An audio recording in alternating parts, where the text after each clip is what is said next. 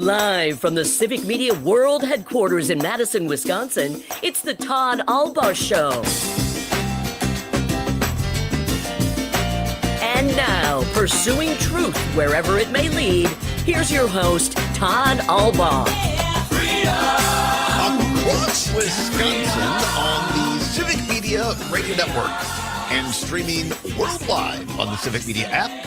Good afternoon, everybody. I'm Todd Allbaugh, along with fantastic engineer and producer, Mr. Zommers, on the board. It is 6 past the hour of 12 noon on this Wednesday, April 2nd, 2025. It is Wednesday. It is a great day to be Wisconsinite, and it is Hump Day. There we go. A wet but happy camel on a hump day, April 2nd, the day after Wisconsin's general election here in the state. Zommers, we had a late night last night. We were here with our friend Dan Schaefer and many others, some election coverage.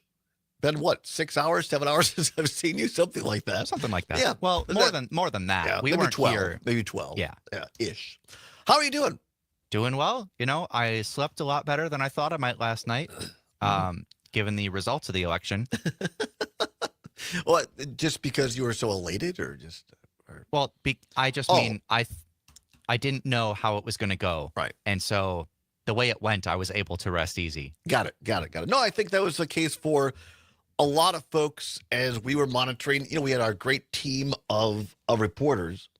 And I want to give them a shout out because, I mean, Schaefer and I got to sit here behind the desk and behind the microphones and in front of the cameras. But so many other people were out there around doing stuff. You had Savannah Tomei Olson at the Susan Crawford campaign. You had Melissa Kay at the Brad Schimmel campaign, Derek Tritz at the Underly campaign, and James Kelly at the Kinzer campaign. And then, of course, you had yourself and all the other engineers and people behind the scenes. So a big shout out to them to help us out with our election coverage last night. In case you, I guess, worked third shift or whatever, give you the updated results here of the two big races. Well, three, I guess, from last night.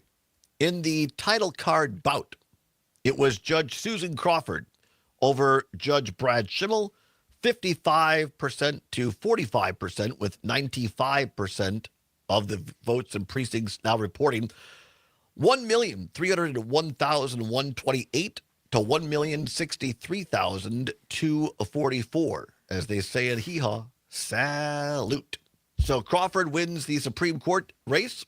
In the Superintendent of Public Instruction race, it was the incumbent, Dr. Jill Underly, with 52.9% of the vote, and her competitor, Brittany Kinzer, the education consultant, with 47.1%. Raw vote totals, try that again, Todd. 95% of the votes in was Underly 1,148,451, and Kinzer 1,022,350. And on the voter ID requirement to amend the Constitution to amend it for a law which already exists, it was the yes vote, 62.8%, the no vote, 37.2%. Those are the vote totals. There are other races around the state of Wisconsin. By the way, La Crosse, the city of La Crosse, elected both their first black mayor and openly LGBTQ mayor in La Crosse. So I think that's noteworthy as well. Here to break it all down with, by the way, big show today, Zommers. At the bottom of the hour, one of my former bosses, former Senate Majority Leader Dale Schultz will be here to talk a little bit about the election and his takes on that from a rural perspective. In hour number 2, then, we have John Roach, the great filmmaker, our friend. We call him a Renaissance man. He is back in the program today at 1:30 to talk about his new film called A Road at Night, a powerful film on former Wisconsin Badger basketball player and coach Howard Moore, who, of course, endured that tragedy just a few years ago. He and his family were hit head-on by a drunk driver. His wife and daughter were killed in that accident. He and his son survived. And then during his recovery, Coach Moore had a stroke, which has left him wheelchair-bound. But there's also just a lot of hope in the story. Yes, it's tragic and it'll bring you to tears, but it's so well done. And John Roach will be here. That film is going to be, by the way, shown at the Barrymore Theater this weekend, Sunday night at 7 p.m. as part of the Wisconsin Film Festival. I believe there are still tickets available. So Roach will join us in hour number 2. And of course, your chance to win in hour 2 Milwaukee Brewers tickets today with our Break into Spring text to win contest, and also what's worse. But what's better is our friend, our ongoing contributor, a River Falls native, a former Republican like myself, and now a senior advisor at the Lincoln Project, joining us from outside the nation's capital in Washington, D.C., Trygve Olson. Trygve, how are you? I'm good, Todd. How are you doing today? I'm great. We, Zombers and I got to work together a little bit last night, along with Dan Schaefer and others, covering the race. And I'm going to jump right into it because as you and I traveled around the state on our What Makes Wisconsin Great tours last summer and fall, you said of the fall race, you know what, Todd? If democracy comes down to the voters of, or comes down to one state, there's nobody I'd rather have it in the hands of than Wisconsin. Wisconsin came up a little short in the fall, but by golly, rebounded and came through last night. Obviously it did. I just think, there's a piece of Wisconsin that doesn't like an outsider coming in and telling them what to do. I think you could make an argument, and we saw some of this in our data that I talked about last week. There was a sense that even amongst some Schimmel voters that Crawford was the one who was being unfairly attacked, and it was pretty substantial. Mm-hmm. And so I think that's important. I think the national narrative that Elon Musk, that it was all a referendum on Musk, I'm not, so I think it's a little more complicated than that. And I don't know if you want me to talk about that now. Yeah, that's what I love about your.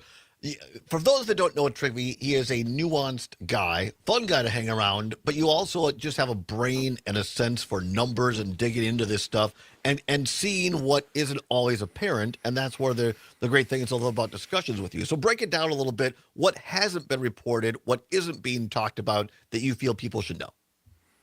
Yeah, so the national narrative that you're hearing a lot on the MSNBCs and sort of the postmortem on the left is that and I think it's kind of a cheap narrative because it's easy. It doesn't require a lot of thinking. Is this was all a referendum on Musk? Elon Musk is not a particularly popular guy in the state of Wisconsin, but amongst certain faculties and certain people, particularly MAGA people, actually, he is quite popular and well liked. It's just that the majority don't like him. To suggest that it was just a referendum on Musk and Musk spending money probably isn't fully it. I think with the base of the party, you either love Elon or you hate Elon. And the people who love Elon were going to vote for Schimmel, and the people who hate Elon were going to vote for Crawford. It's a lot more nuanced with people in the middle. I think it is, in part, they don't really like Elon either, but it's also the actions that are happening that they're uncomfortable with. And those are the voters that really provided the margins for Crawford. And the reason she ran 3 points ahead of the state superintendent race, which kind of like the base of where the election would stand, because no one knew who either of those candidates were. So I don't want to gloss over what you just said there. Break down a little bit more, if you can, for us, Trygve, what you meant by that. That there's some nuance there. What are those nuances? Yes. So the nuance, Todd, is this. I think the people that were vehemently pro or anti-Musk were already pre-baked into how they were going to vote. People who were not, who were looking at it, were uncomfortable with Musk, but they were also had the sort of uncomfortable with the tariffs, uncomfortable with Doge, uncomfortable with a lot of different things. And so I think as people dig into the data of what happened, where you have people who voted for Trump last fall and maybe Tammy Baldwin, or people who voted for Trump and Hovde, but then switched to Crawford, what you're going to see is those are people who are uncomfortable with Musk, but they weren't voting just on Musk. It's more they're really concerned about where things are headed. And Elon is representative of those. It's not about him as a person. Whereas with the ones who are more partisan, it's just Elon's polarizing. And Do you think their concern lies in the national narratives of where things are going, like I said, the tariffs and that sort of thing, or do you think it's more localized in Wisconsin with, for instance, people who are concerned, and not just women, because there are certainly men too, people who are concerned with the women's reproductive rights? Do you think they're concerned with that, or is it a hybrid? No, I mean, I think it's a combination of both. I would guess though that it's more sort of broader discomfort with sort of the general gut feeling of the direction in which things are headed. And I think, remember, when we make choices, there's really four foundational elements to how we make choices as people, but one of them is we're relating it to what we know. And so I think there is some segment of the population who are like, here were what my expectations were for Donald Trump. That's probably why I voted for him. This isn't what I'm getting. Things seem worse today than they were when I cast my vote in November. Elon Musk is doing what he's doing. I really don't like that guy. I don't like that Trump's letting him do that. Now he's here spending all kinds of money. I want to talk about. I'll send a message. I want to talk about the candidates for a second. A couple of things. You were on early on, and we had Judge Crawford on here, and you were talking about, I'm hoping that you stand up to these attacks, much like Tammy Baldwin did, and she did too. She ran a couple of ads saying that Schimmel's line about my record, that's not who I am, and I thought that made a difference. I also, and I'm not a big one saying that debates make a big difference in campaigns. But I think this debate, and I watched the whole thing with our friend Pat Kreitlow and Dan Schaefer here, our political editor. She really came out as the alpha candidate in that. She was decisive. She was well prepared. She answered questions honestly. And I thought the question that was asked by Smith, by the way, one of the moderators, give us an example of a decision you made on the bench that disappointed your supporters. And Crawford did it. And did it well. Schimmel said, I just can't think of anything. I think that was those two things, I think, were a turning point. What do you think? 45 seconds. Well, it probably said a lot about her versus him. I can't think of anything I ever did wrong. There's a little bit, there's a Harris-esque-ness to Schimmel's answer on that, right? Like, I can't think of anything we'd change. Right. It's like, really, dude? You're that guy at the bar? I think Brad Schimmel is that guy at the bar, though, actually. I wouldn't do anything different. Regrets? I have none. Like, even Sinatra had a few. Right, exactly. He was frank. Right. All right, come on back. More Trigby after this. You're listening to the Todd Allbaugh Show right here for a Wednesday on the Civic Media Radio Network.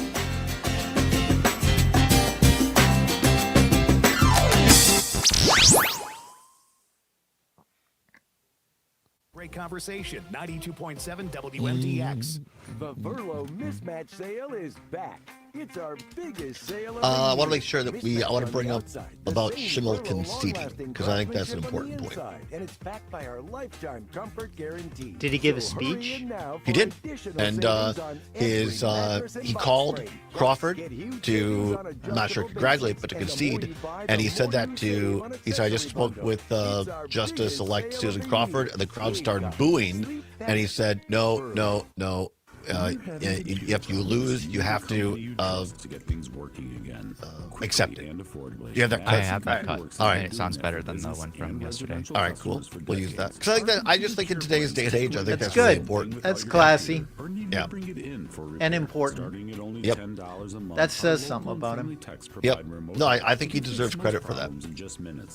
Yeah, he does. 608 231 8000 and sign up today. Madison Computer Works. Computers that work for you.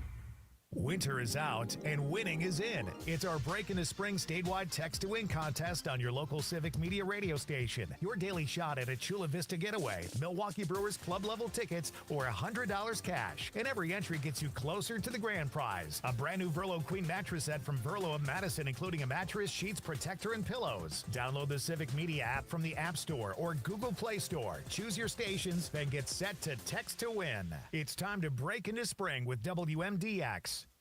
Looking to strengthen the bond with your pup? Dane County Humane.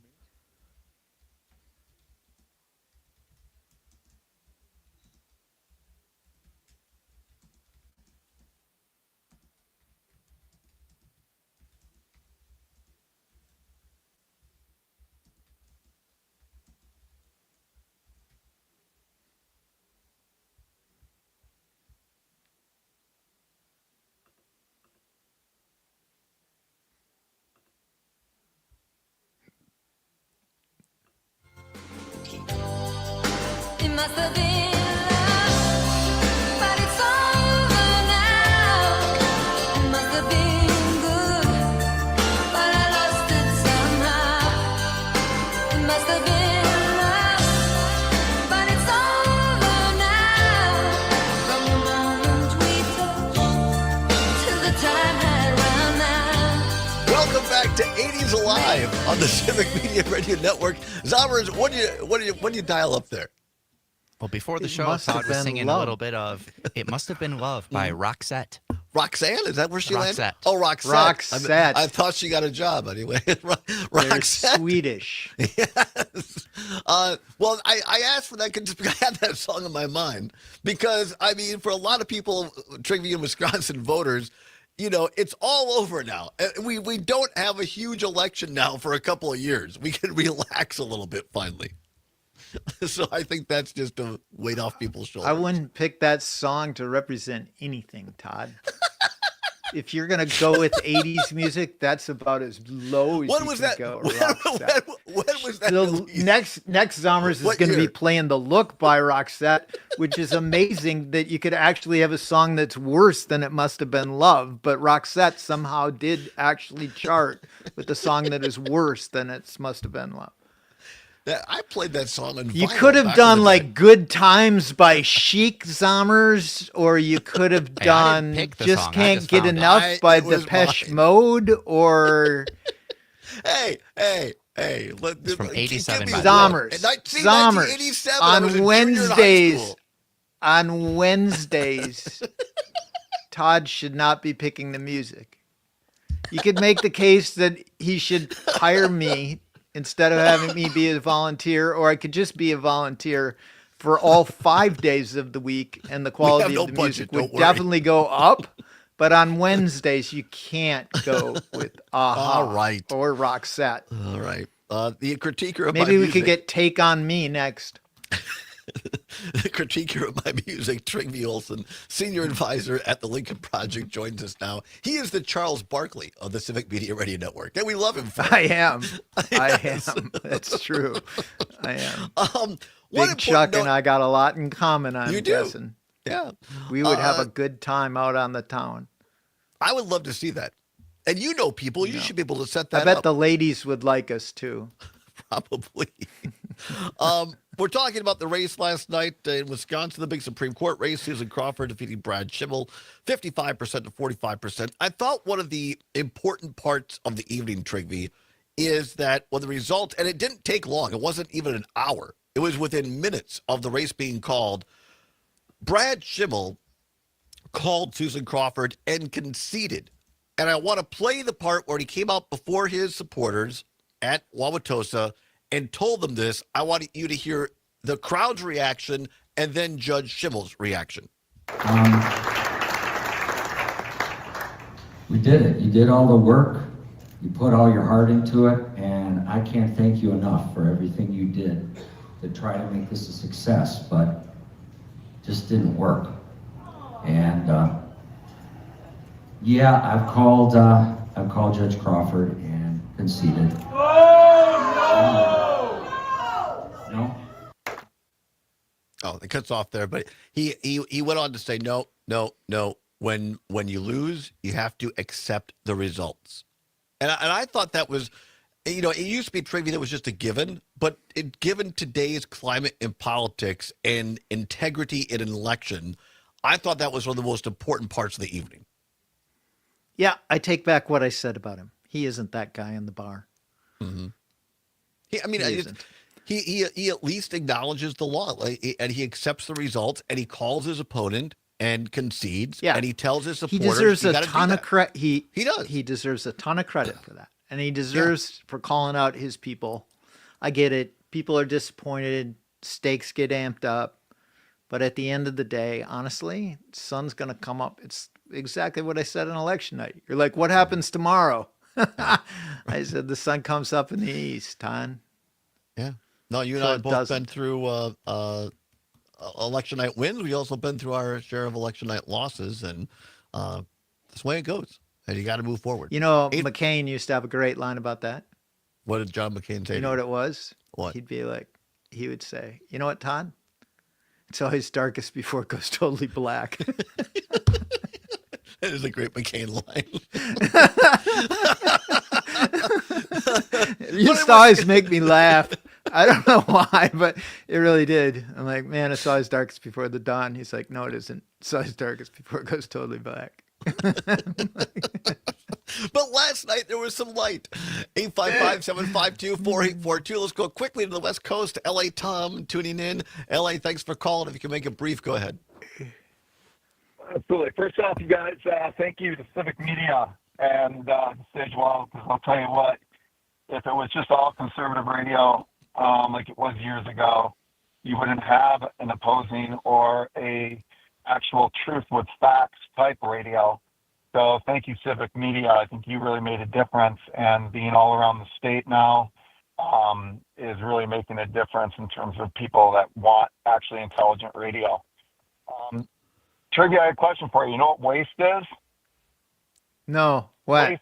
Waste is spending over $1 million on an election, on a Supreme Court race in Wisconsin or any type of race. Democrats and 100 million. Republicans in power. Yeah. 100 million. What did I say? You said $1 million. Republicans 100 million. Yeah, 100 million. Republicans and Democrats in power must get money out of politics. I know it's the conservative Supreme Court with Citizens United that brought us here, and it is their sandbox, and we unfortunately have to play in it. But enough is enough. We need to get all money. We need to get all lobbyists.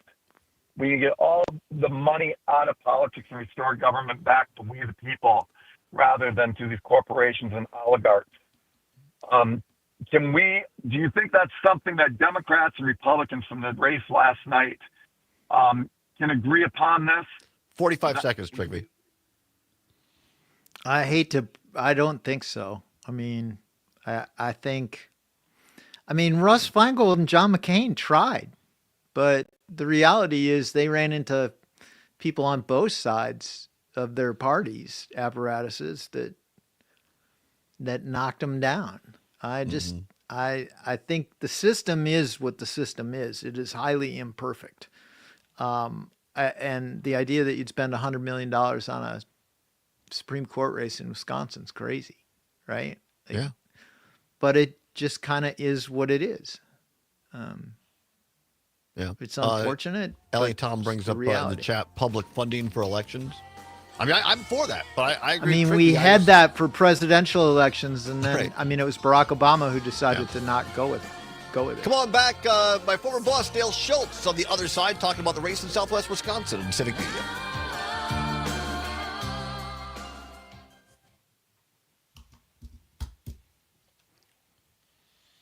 Da-da-da-da.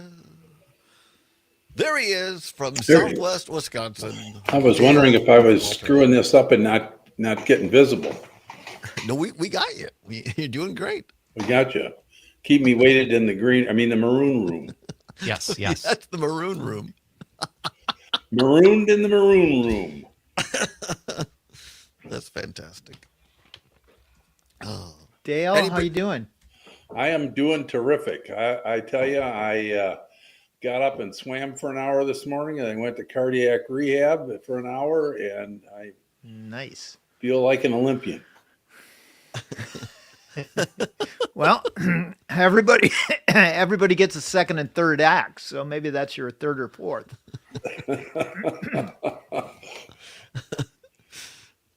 You know that Dale Schultz is a national champion in D1 sport, don't you, Trigby? No. He won a national championship on the crew team at UW. A hitherto unknown fact. I did not know that. Yes. Yeah, 1 year, and then I got into politics. Well, there you go. Whole different kind of boat. Right. Yeah, sinking boat at times. Now, Trigby and I have both been through political losses.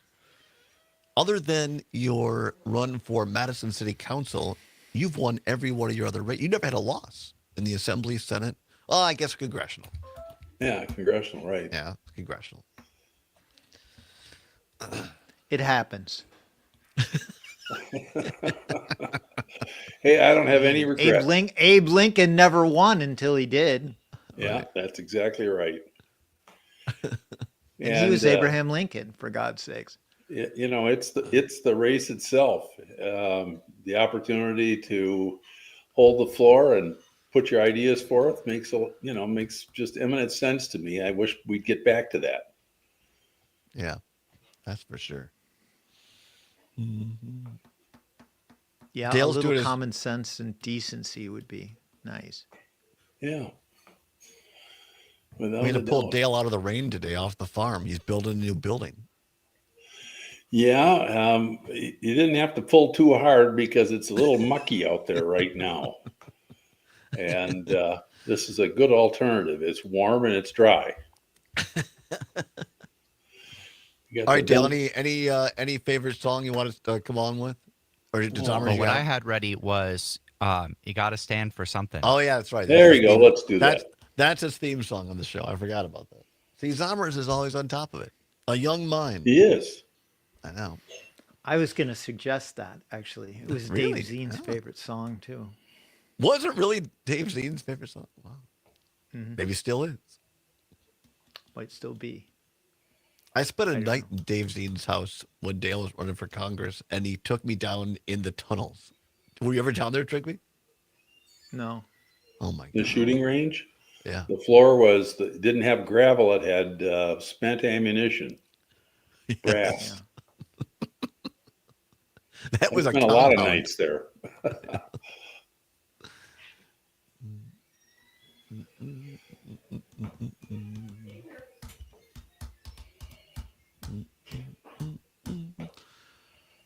About a minute. Just like being in school. It has been a week in the areas of law and government and the aspiration for justice in America. As always, I am delighted. I am honored that you have chosen to spend some of your weekend time with me in discussion. Amicus, a law review with Jim Santel. Saturday mornings from 9 to 11. Nightlight with Pete Schwaba. Scott Clace. I'm just sitting here looking at my bracket, my friend. Is this your favorite sporting event of the year, the tournament? It absolutely is. Are you a Wisconsin Badger fan? I am. Wisconsin built such a great program. You have a couple questions on the text line. I'm not saying this will happen, Scott. If you want to check. No, 30 seconds. I keep looking up at the screen. I know. We're down a screen. If they need you. Nightlight with Hopefully Pete it'll be fixed Schwaba. today. That's the idea, at least.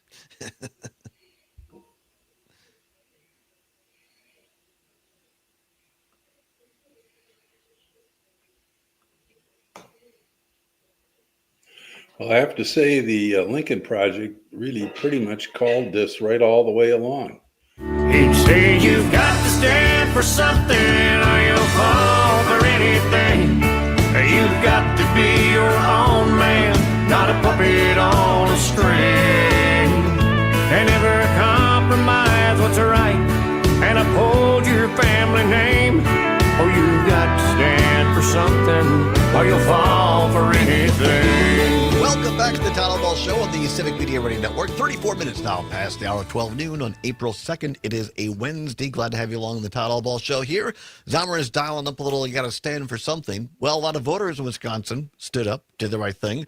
And Trygve Olsen, senior advisor at the Lincoln Project, joins us every Wednesday at this time. We're always appreciative. He is in just outside the nation's capital of Washington, D.C. And pleased to welcome in with us one of my former bosses, former Senate Majority Leader, Republican Dale Schultz, joins us from his home in southwest Wisconsin and Richland Center, a guy who also stood for something. Dale, we appreciate you being here. And for those that know Dale, he loves his farm, and we had to pull him away because he's doing lots of work out there on the farm. So, Dale, thank you for making the sacrifice and coming on the show.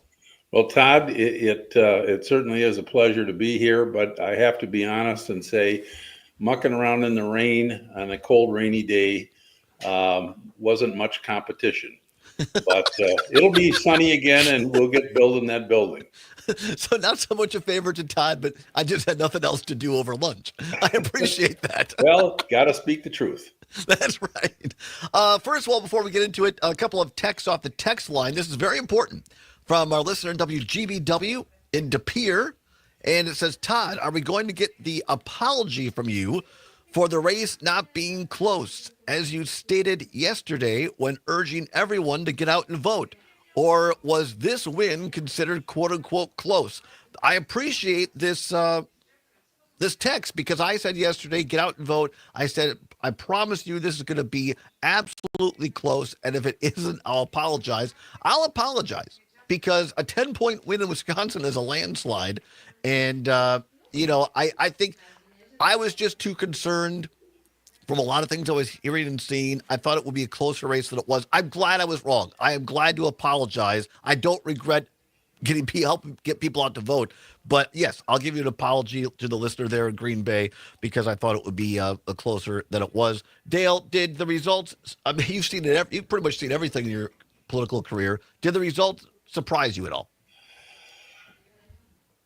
No, I don't think so. I think it was clear as we got closer and closer to election that the Lincoln Project was right, that the momentum was behind Crawford.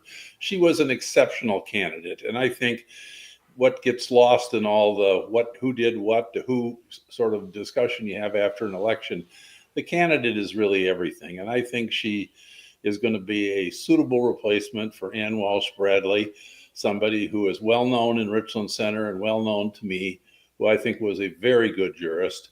And I wish Susan all the best. We've got a lot of things to fix in the state. The court has a big agenda, and I want her to do well. And I think she is well equipped to do that without a lot of advice from me. So with that, I'll just stop. But one thing I'll say out here, Todd, is the extremism has hit the wall, and it doesn't matter whether we're talking about how we treat our allies around the world, and particularly the Canadians.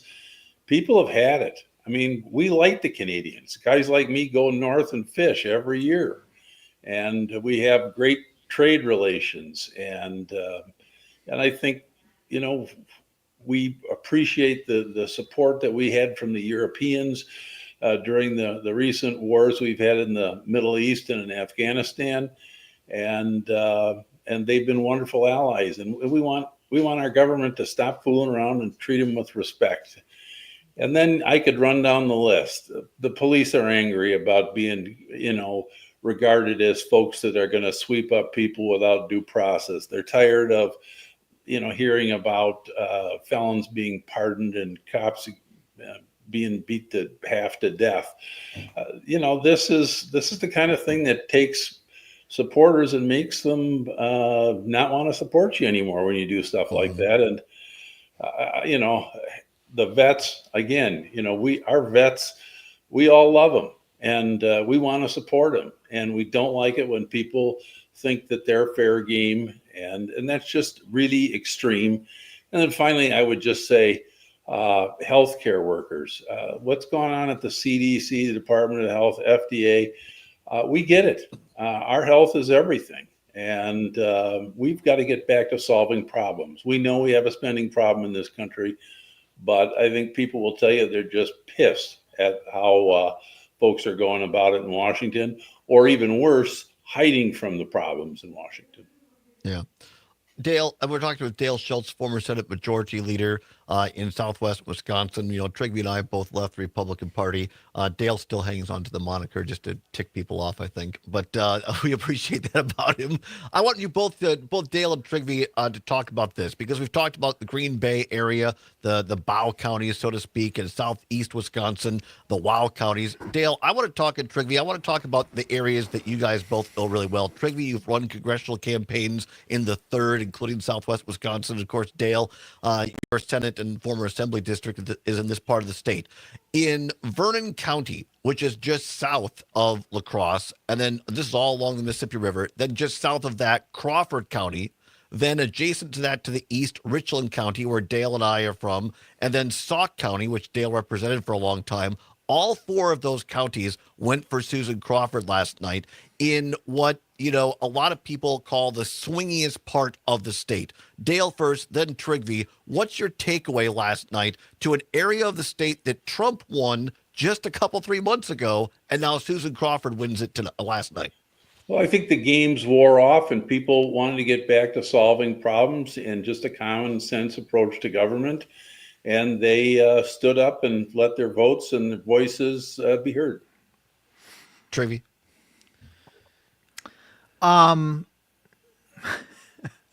Well, I would say this. I don't want to be the Debbie Downer here. It's Do it. It's an April election versus a November election, which is a little bit like comparing a high school football game to the Green Bay Packers and the Minnesota Vikings squaring off in terms of size and scope. But I do think there is an element. It clearly was not a good night for how Trump is going down with voters in Wisconsin. I do think there are a fair amount of low propensity Trump voters who, quite frankly, only show up for Trump. I mean, that's what happened between 2016 and 20. They got Republicans got shellacked too. Donald Trump, Scott Walker paid for Donald Trump with his job. I really think that's true. So did Schimmel, actually, as Attorney General. But the bottom line is, I think that movement is good. I think Democrats in the state of Wisconsin, certainly the third, is a place where you have common sense people who, quite frankly, are looking at what's going on and are really uncomfortable about it. They're being negatively impacted by it. And it's the kind of places where, right up I-94 from Madison to St. Croix County, all the counties to the west and across on the counties that touch Highway 29 going to Green Bay, that is the battleground. Dale, you're out there every day. You still talk to a lot of people on both sides of the political aisle. You're just a guy out there putting up fences and you do it at coffee shops and that kind of stuff. What, aside from the politics and the polls and the focus group, what are you just hearing on the street? What do people want right now from their candidates for elective office? What are they trying to vote for? Well, I think the first thing is they want them to show up and listen to them. We've had a group in Richland Center that's been trying to, raise the concerns that people generally have here in Richland Center, which are economic. There's a general broad feeling that we're not getting our fair share and people want economic equity now.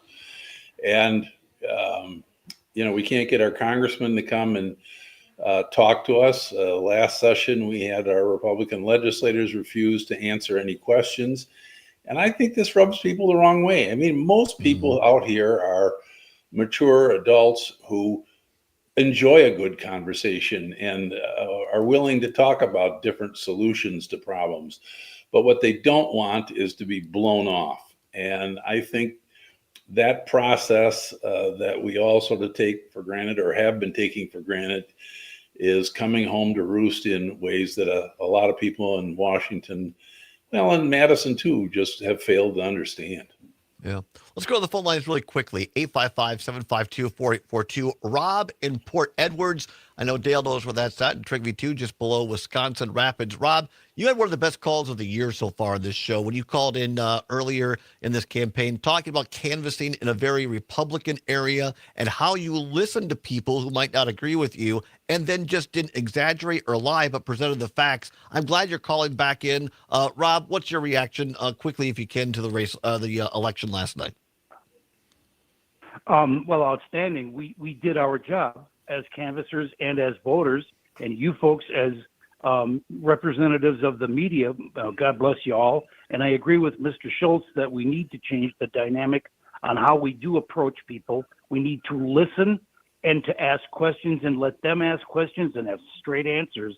But going back to Mr. Trigby and his concept of this was all about Doge, Trump, Elon Musk and all of that, our marching orders as pollsters for the Democratic Party did not include those issues. We were germane to what was going on within the judicial system under Schimmel's regime, what he did and did not do, what Susan Crawford has done and continues and will continue to do, and stay on the positive and work towards getting the local issues brought up, not what's going on in the Fed.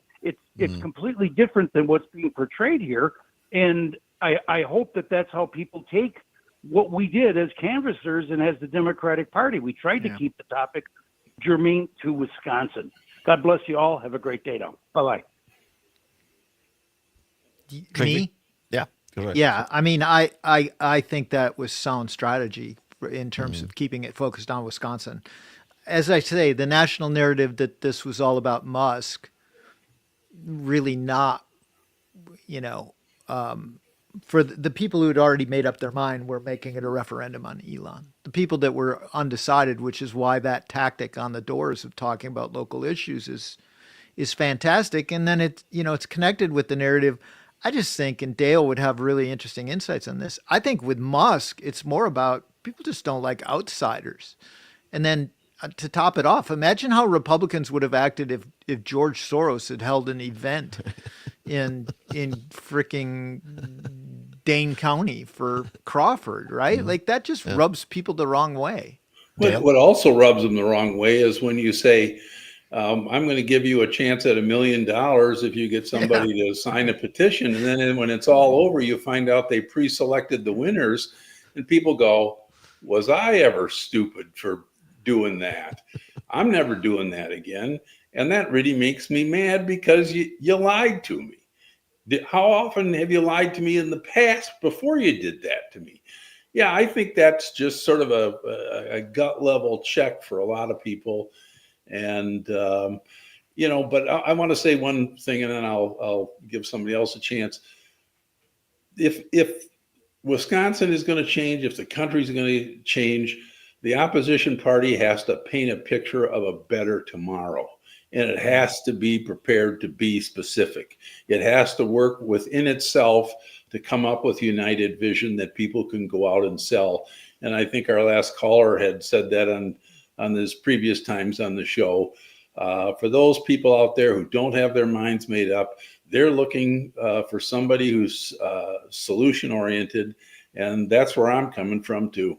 I want solutions and I'm willing to work with people and compromise with them. Well said, Dale Trigby. 100%. Yeah, I mean, 100%. And I think it gets back to something, Dale, that you and I have talked about a lot, right? Both when we've been on this show together and offline. And that is, there are certain things where people in Wisconsin always wore green and gold. And you've got people in the state that want to make everything, and people from outside the state in particular, like Elon Musk, who are trying to come in here and make everything red or blue. But the truth of the matter is, most of the people sitting at Johnny's Bar in River Falls or the equivalent in Richland Center, they're wearing green and gold. They're not wearing red or blue. Dale Schultz, Trigby Olson, come on back. We'll wrap things up with them. You're listening to the Todd Allbaugh Show across Wisconsin on the Civic Media Radio Network.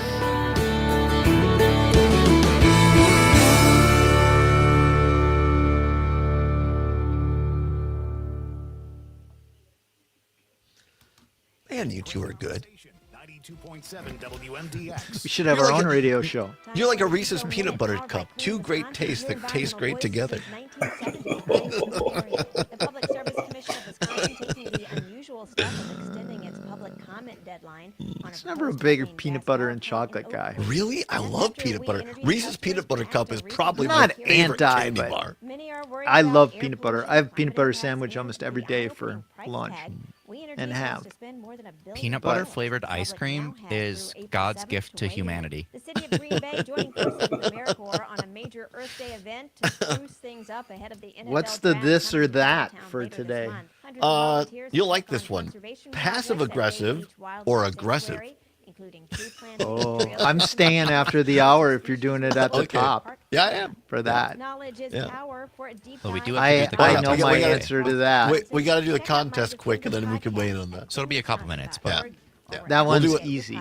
We'll do it in the first 5 minutes. Child abuse is not a bad parent problem. And the causes? Can you play I Want to Drive the Zamboni for me? sounds good. Prevents child abuse too. Prevent child abuse Instead of Roxette? programs and resources informed by science that help communities, parents, and kids thrive. Sly and the Family Stone will be next from Todd's playlist. I like Sly and the Family. I like Sly and the Family Stone. Trig's only like that, Mr. Zommers, because he loves you. Leo's hair. Oh, yeah, yeah. inference is that It's going to be like bad one-hit wonders. don't want to work. All right, we got 20 seconds. All right.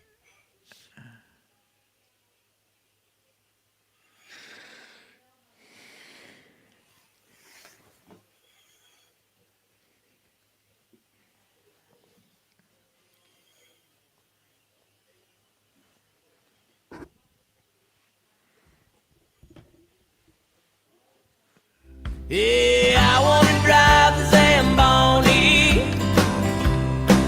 Hey, I wanna drive the Zamboni.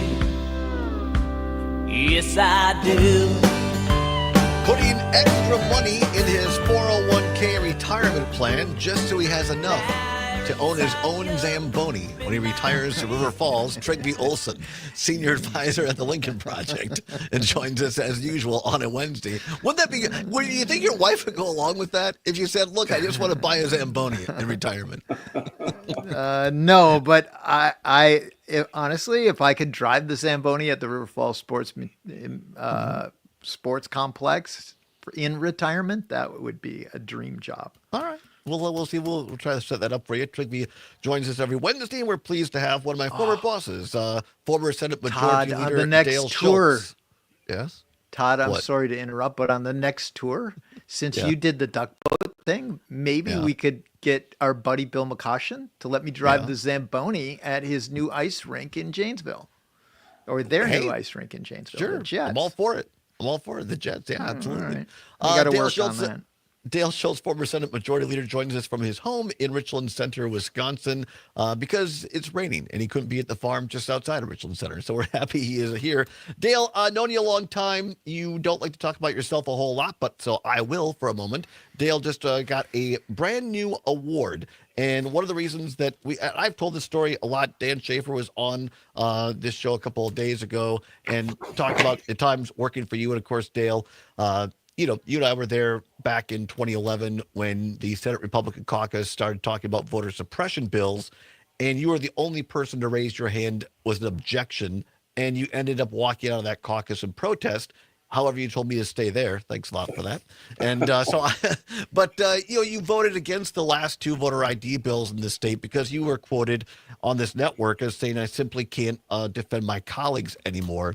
And now you've received another award for that sort of ethics, and talk a little bit about that, if you would, please. Well, first of all, I didn't just receive an award. Tim Cullen and I both received an award for our bipartisan work to do something about gerrymandering. And I deeply appreciate it. And I know if Tim were here today with us, he would say something very similar. We had a lot of fun. It was a lot of work, but like you and Trygve, there's just something special about being able to go all around Wisconsin, meet people, explain to them what gerrymandering is, to hear their reactions, answer their questions, and then to finally find yourself one day in front of the state of Wisconsin Supreme Court, listening to the oral arguments and seeing 10 years worth of work through to completion. And it was just very rewarding, and I enjoyed it.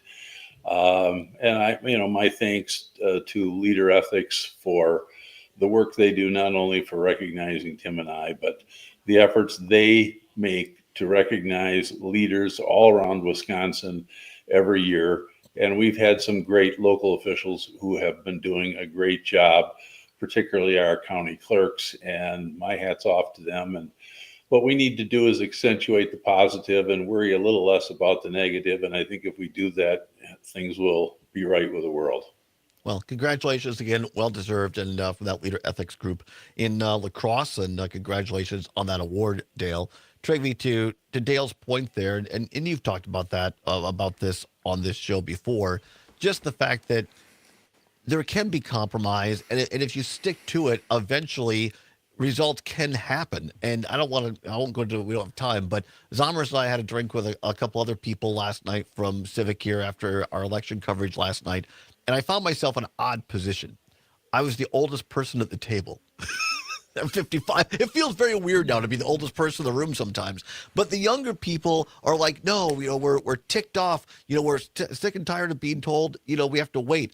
But I think there's some value and some lessons to what Dale said. He and the late great Senator Tim Cullen started on this in 2011, 2012, and it took until this last year to finally find fruition in fair maps.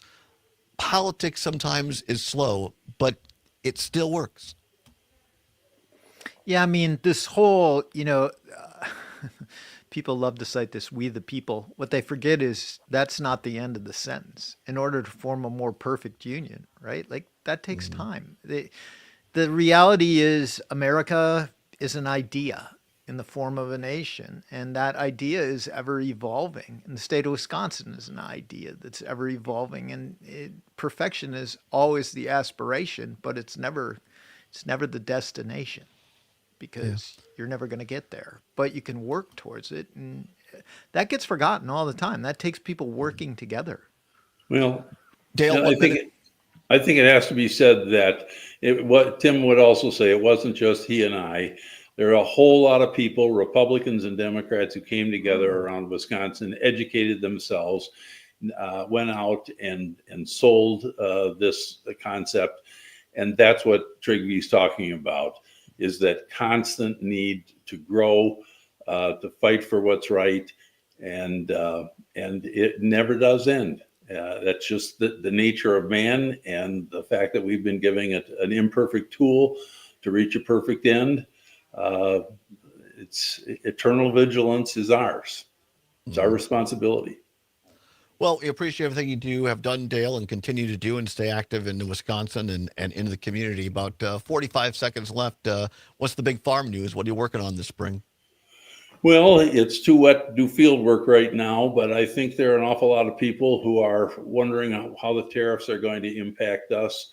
I think there are a lot of people wondering, is there enough moisture in the ground? Will it continue to rain? There's a lot of nervousness on the farm. The dairymen worry about their workforce being intimidated by these swatting efforts, and we have an awful lot of people who are in production of agricultural products, and they're worried too. Former State Senate Majority Leader Dale Schultz, we appreciate you, my friend. Thanks for being here. Congrats on that award. Trigby Olson's going to stick around for a few minutes in the next hour for a little What's Worse and your chance to win Brewers tickets. Come on back for hour 2. It's the Allbaugh Show right here on the Civic Media Radio Network.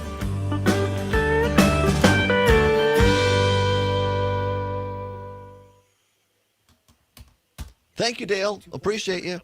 Oh, it was fun. Thanks, guys. Yeah, thanks, Dale. Sometime when you're down, let's get together and go have a meal or a drink or so. For sure. I haven't been back for a bit, but Todd and I got to get working on the next tour, and I will definitely swing by. Todd, did you tell him about my idea about going up and doing a radio show from Rockbridge and covering the euchre games up there? I've not had a chance yet, no. Quintessential Wisconsin. Oh, I'd like to go play some euchre with the boys. That would be kind of fun. And girls. And girls. I used to, so there's this guy, Jim Kuzlik. Everybody play euchre. I don't know why the guys who played euchre thought I wouldn't know how to play euchre. But I've been playing euchre with my grandfather and my dad since I was a kid. And so Jim Kuzlik and I, we took them for so much money when we were in college. We'd go and we just sucker them. Totally hustle them. Lose a couple of times, play like an idiot, and then up the bet and then stick it to them. I love it. Well, you might be up against just such a group up at Rockbridge. That might happen. I might get it. I might be the sucker. If you don't know who's the mark at the table, you're probably the mark. Probably. That's funny. All right. Well, thank you, Dale. Have a good day up there. All right. I can close off then now. Yep. You're all set. Thank you so much. You bet, See guys. you, Dale. Yep. Bye-bye. Great day for yourselves. All right. Yep. You too. You too. president will announce new global tariffs for U.S. imports this afternoon. It could impact everyday purchases. So, Zombers, is this the AI now creating the... Yes, I was just going to say, yeah. What a bunch of horse crap. It's just something they're testing out. Yeah, this is exactly, for those watching the stream, here's the thing. Todd's an analog guy living in a digital world. And people say, oh, Todd, everything will be easier if you do AI. Let's have AI help us out to write the show summaries. Don't worry, it'll be fine. The show summary for today so far is Wisconsin's election aftermath, truth, triumph, and Trig, T-R-I-G, space, capital V. Then it says post-election analysis from Wisconsin as Todd Allbaugh, spelled A-L-B-A. My name, look folks behind the screen. It's A-L-L-B-A-U-G-H. AI doesn't know that. So the AI can't even get the two people that are hosting the show's name right.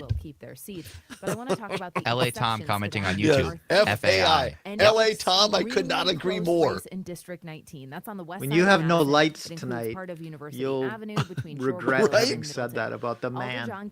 Yeah. When the AI turns your lights off, Todd, your water shouldn't mess with the AI. Also, they spelled Trigby's name O-L-S-E-N. It's O-N. by only about 200 AI votes. doesn't know that. It's just listening. It's AI. That's the point. It's crap. Meanwhile, on the Madison School Board, Martha I wrote my Sorrello own won podcast over description Brett before About it, 1 in that 5 happened. states So. Then use that. I trust Aaron Sommers voters for more money 1,000% more Here in than Dane AI. County, 4 out of the 5 referendums on the ballot passed. That was in Belleville, Columbus, Deerfield, and Marshall. That's Todd's Voters online rejected a gripe for referendum today. in New Glarus. We've seen more and more. Of Yes, these LA referendums Tom, over you're the right. past 5 to I've 10 said on this years. show, School I districts know across that I will Wisconsin meet say my as state death funding doesn't at the even feet match of an inflation, AI and you dog, find that one of money those to keep robot going. AI It's dogs. It's going to go nuts. It's going to attack me, and there won't be a damn thing I can do about it. That's how high turnout was. I like Things are the heavy AI. and strong. Ended up running out. Troll But staff Trigby were able likes to get AI enough ballots and because he's voting was cool. mostly He's a cool dad. I think it Everybody who has was still in uses. line at 8 I o'clock think that exercised their it right is to vote. being I use it all the employed time. in a lot of Tomei stupid Olsen. ways. You're listening to 92.7 What do you use it for, Trigby? WMDX News. All kinds of stuff. With data Analyzing analysis, data it is fast. kind of invaluable. Well, sure, with that kind of stuff, when it's just numbers, yeah. Yeah. If it's just numbers, I'm fine. It's when people try and use it to create art, or they just use it and then don't analyze what the AI spit out and just regurgitate it. Like, that's the problem. I was just trying to get better. I had it last night. I had 3 different Chat GPTs. I have Chat GPT Pro. I had 3 different Chat GPTs running me the probability based on the decade you were born in the state of Wisconsin that you retired in any individual year after the age of 50, when you were first married, and if you got divorced, how many times you got divorced, and how long in general you were married for. That it's the probability of all of that you could basically take and any individual and you're going to see more and more teams. That's crazy. And well, a calculate the person odds. could do that. It And would take I a woke up hell in of the a lot more. morning. I figured out how to do it all. It went and pulled all the data from this place, from the census, ran it all, compiled it, and then made me really nice PDFs that told me exactly how I could do it again and make instructions how to use it. It won't be long before Stuff that would have Todd will be- taken hundreds of hours. Right. It won't be long before Todd will be like picking up trash in the park, and there'll just be an AI host based on things that I've You said have for the no. last Have you ever 2.5 used Google years. Notebook? Have you used Google Notebook? No. And what it does? Oh, I'll send you. It's going to put Todd and Trigby out of business. It has been a week in the areas Yeah. of law, It won't be and long. government, and the aspiration. for You would justice. never know Because that it's AI always, I people. am You put it, delighted. you I am drop a honored that you have PowerPoint, a bunch chosen of to documents in spend it, and some it creates a of your 30-minute weekend summary show time with that me you can in listen to. discussion. Amicus, a Oh, law God. review with Jim Santel. Saturday Tony, mornings don't from look. 9 to 11. Don't look at Notebook. Yo, I'm your old basketball. Haven't seen you out on the courts in a Yeah, while. he thinks you should not. This- Why not pass me over to Goodwill? Does Tony know about Notebook? He's our Tony, he's our do you tech know about guy. Notebook? Yes, I'm sure he Oh. knows everything. He's our He uses AI to Yeah. good. The word evades me. We only have 30 seconds.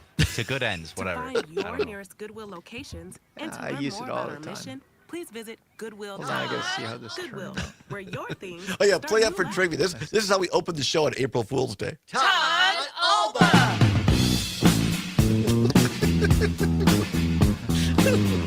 With I half my like brain it. tied behind my back just to make it fair.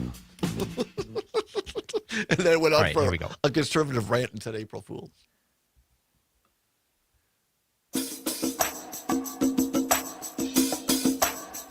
Live from the Civic Media World Headquarters in Madison, Wisconsin, it's the Todd Allbaugh Show. And now, pursuing truth wherever it may lead, here's your host, Todd Allbaugh. Across Wisconsin on the Civic Media Radio Network and streaming worldwide on the Civic Media app. Good afternoon, everybody. I'm Todd Allbaugh, along with fantastic Mr. Aaron Zommers on the board. It is 6 past the hour of 1 o'clock. Welcome into hour number 2 of the big program here on a Wednesday, April 2nd, 2025. It is a great day to be a Wisconsinite, and it is Hump Day. That's right. We've made it halfway through the week, folks. The day after the Wisconsin general spring election, which found Judge Susan Crawford beating Judge Brad Schimmel 55% to 45%. Found Superintendent of Public Instruction incumbent Dr. Jill Underly beating Brittany Kinzer 52.9 to 47.1%. And found the voter ID requirement, which is already law, pass 62.8 to 37.2%. Lots to get to in a short time. To get there at the bottom of the hour, John Roach. We call him a Renaissance man. He is a great filmmaker. Brand new film called A Road at Night, the story of Howard Moore, longtime Wisconsin Badger basketball player and coach. It'll be showing at the Barrymore Theater here in Madison on Sunday at 7 p.m. as part of the Wisconsin Film Festival. He's going to be here, Roach is, talking about that. We also have a little trivia to do, trivia text-to-win contest, your chance to win Milwaukee Brewers tickets this hour, and also What's Worse, and a little bonus time with our friend Trygve Olsen, Senior Advisor at the Lincoln Project, because Trygve, you want to weigh in on what's worse?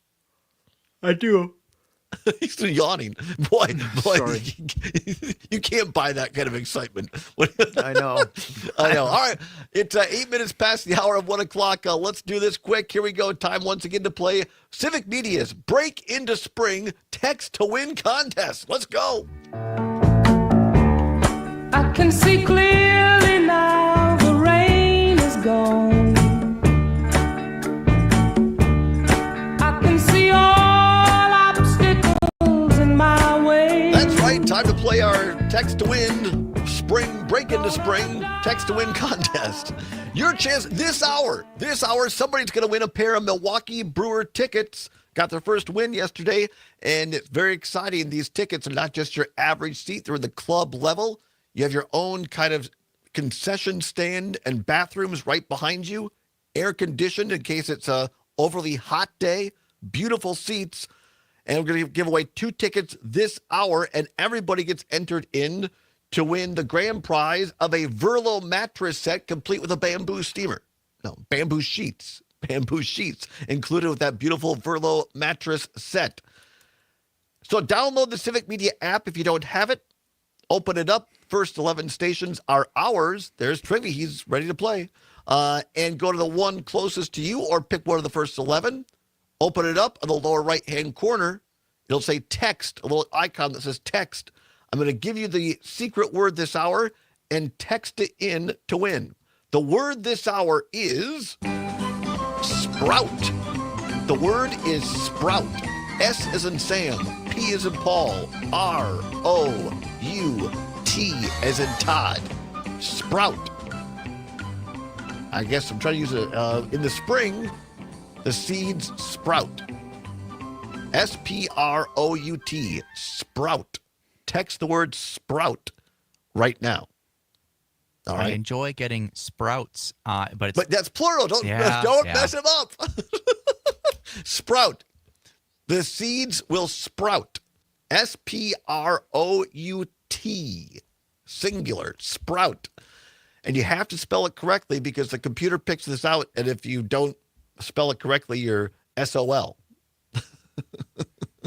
And here's the deal. This has been a big thing. Our friend, what's the matter, Trigby? Did you misspell it? Out.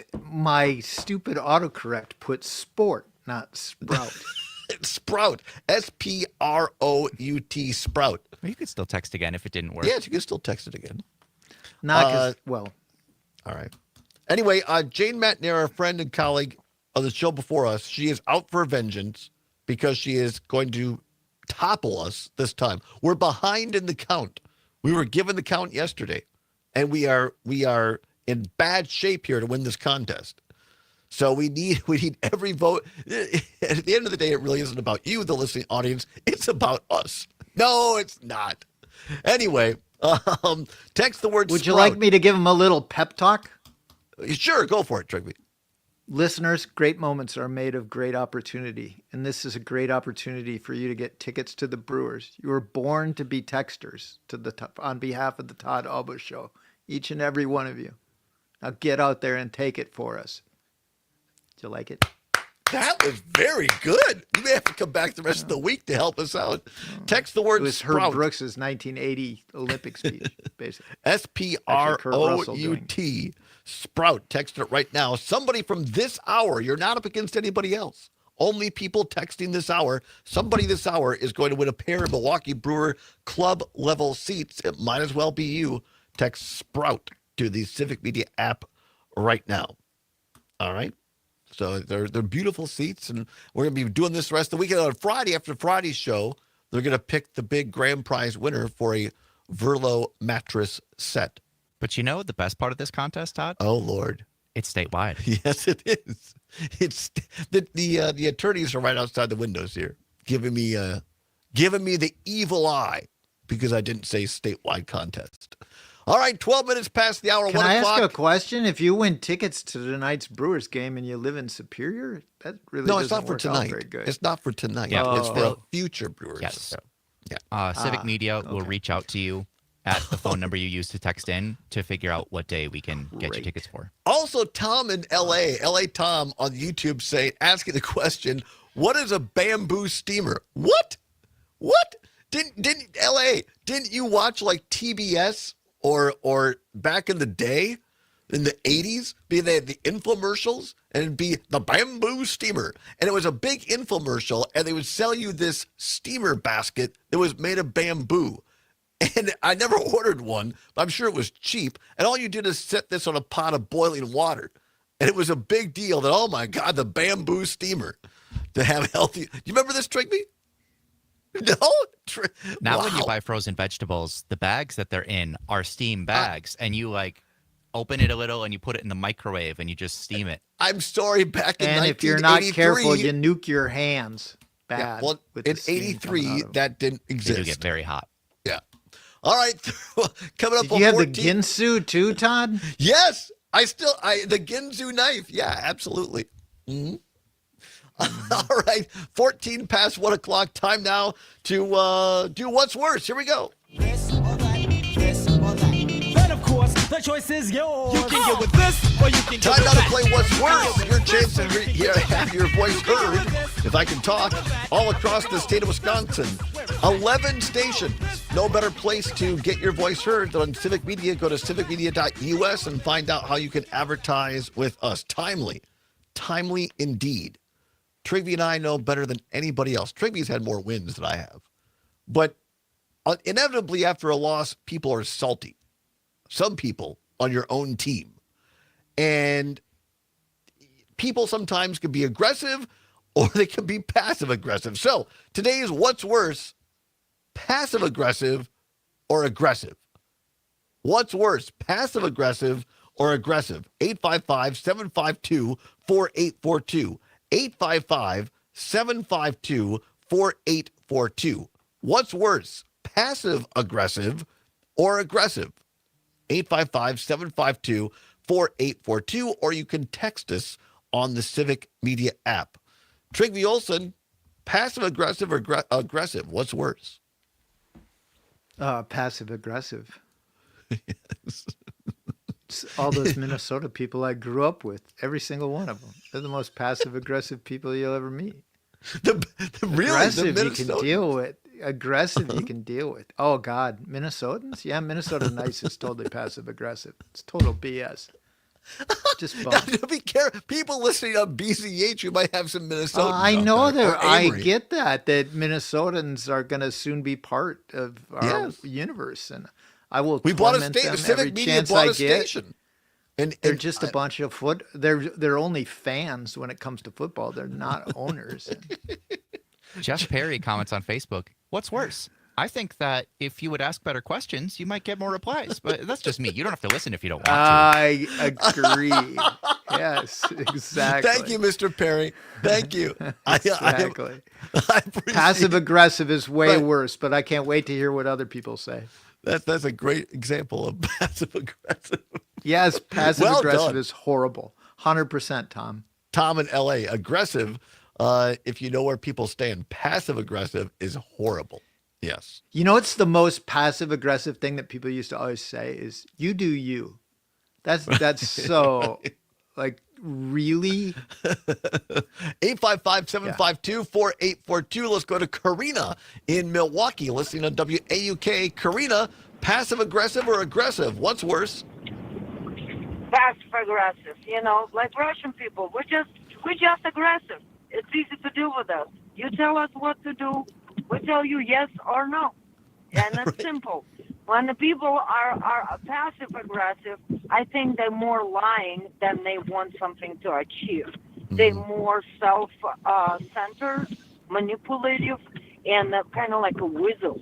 Because if you are in the relationship with me, in any friendship relationship, if we have a conversation and you are passive aggressive with me, I don't need that conversation at all because you're just trying to do something I don't even know.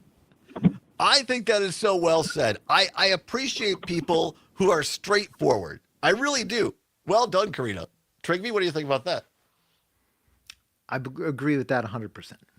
And you've known people in Russians and people from that part of the world. I think Americans may be the most passive aggressive people out there. Agree or disagree in your travels? No, Europeans.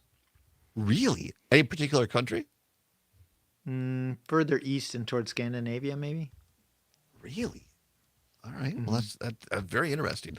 What's worse, aggressive or passive aggressive? 855-752-4842. 855-752-4842.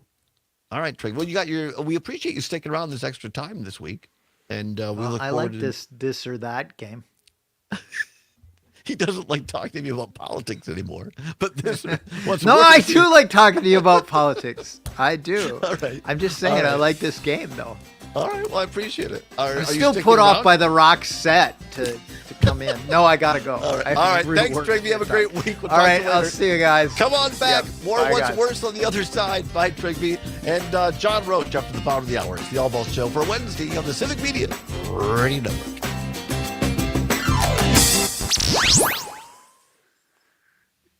All right. Give my best to Roach.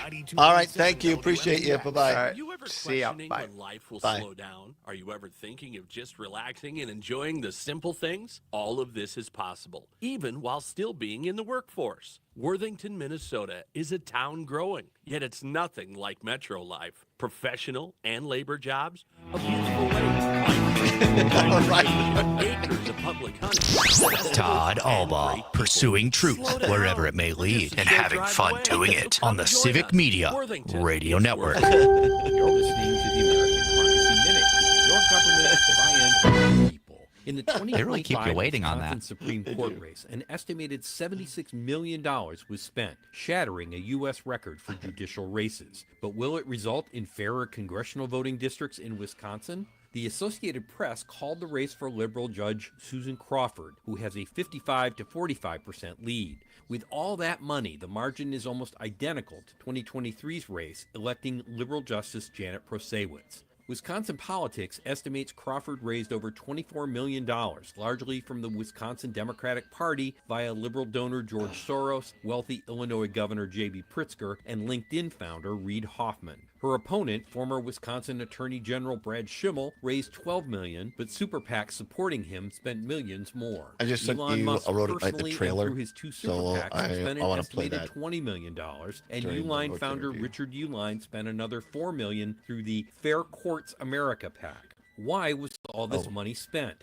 Wisconsin's voting districts have been some of the most gerrymandered in the country, and the election of Janet Prasewicz resulted in the What'd you first say? fair state The cut has shit in it. Oh. I don't know if there's time to edit that out or not. There might be. I'll see what I can do. All right, thanks. I think it's just a one.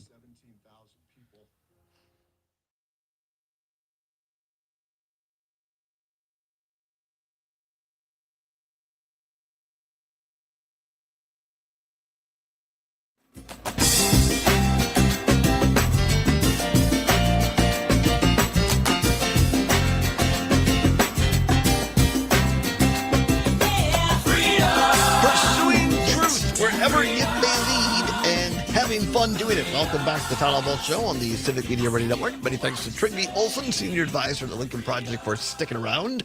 Glad to have you along on a Wednesday after the bottom of the hour. One of my all-time favorite people to have on this show, John Roach, Renaissance man, University of Wisconsin-Madison graduate. You can talk to this guy about anything, and what I'm really happy to talk today about with him is his new film called A Road at Night, to be shown at the Barrymore Theater this weekend at 7 p.m. on Sunday as part of the Wisconsin Film Festival. I'm going to talk to Roach after the bottom of the hour, so stay tuned for that. Right now, talking about what's worse.